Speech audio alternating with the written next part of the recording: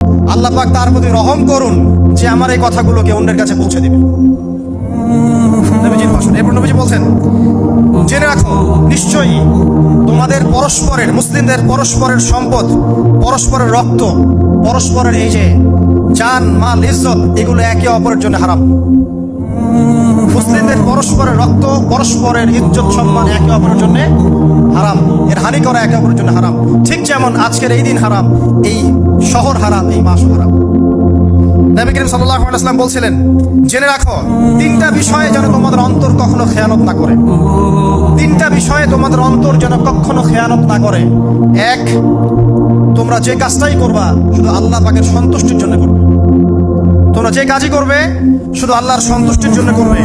তোমাদের শাসক বর্গের কল্যাণ কামনা করবে।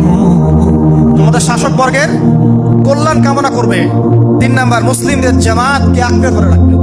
মুসলিমদের ইউনাইটেড কমিউনিটিকে আঁকড়ে ধরে থাকবে। এই তিনটা বিষয় পালনের ক্ষেত্রে তোমাদের অন্তর যেন খেয়ানত না করে।